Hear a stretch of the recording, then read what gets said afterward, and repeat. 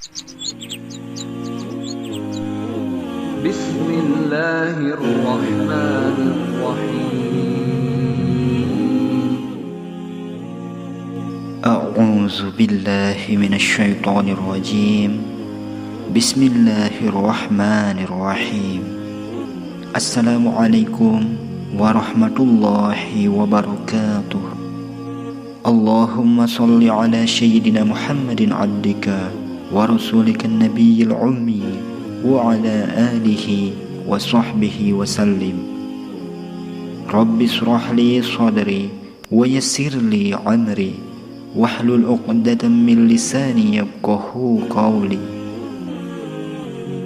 Syekh Abdul Qadir Al-Jilani qaddasallahu sirrahu menyampaikan nasihatnya sebagai berikut.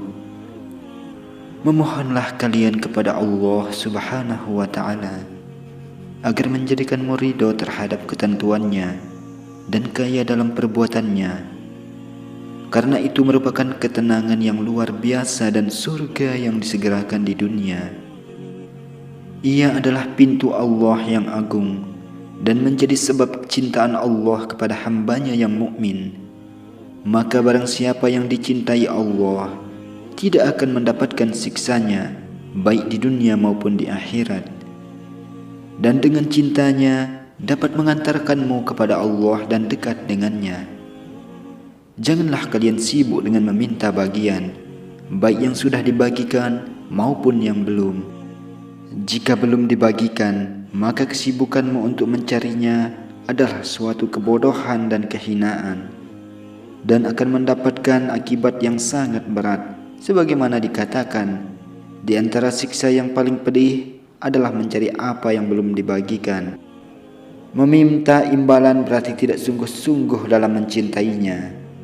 Maka barang siapa mencintainya tetapi juga memilih yang lain, maka dia adalah pembohong.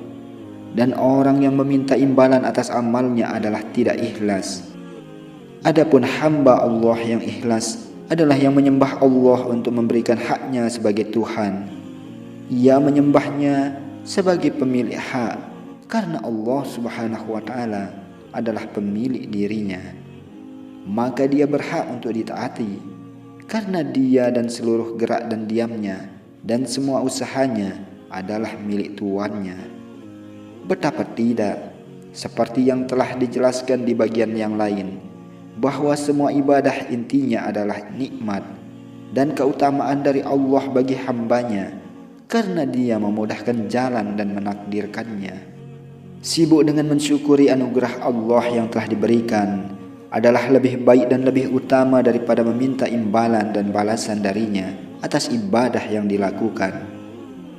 Lalu bagaimana engkau bisa sibuk dengan meminta bagian, sementara engkau melihat begitu banyak hamba Allah yang mencaci dan menghardik Tuhannya, padahal mereka telah memiliki banyak anugerah, kelezatan dan berbagai kenikmatan yang lain.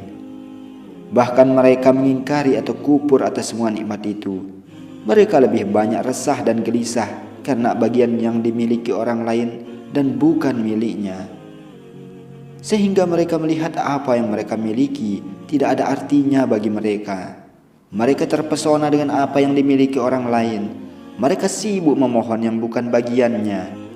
Dengan segala cara mereka berusaha untuk mendapatkannya, sedangkan usia mereka terus berlanjut, kekuatan berkurang, kekayaannya hilang, jasadnya lelah, kening mereka berkeringat, dan lembaran amal mereka hitam kelam karena banyaknya dosa.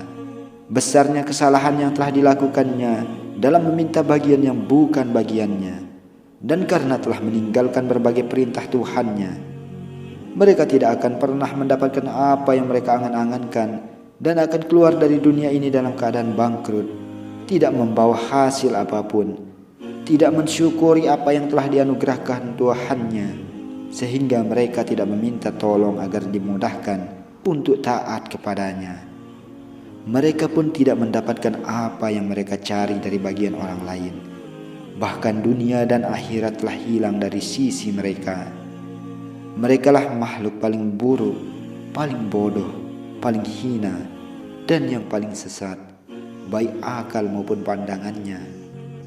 Seandainya mereka rela terhadap kodoknya, mereka cukup dengan pemberiannya, taat kepadanya, pasti mereka akan mendapatkan bagian duniawi tanpa harus lelah.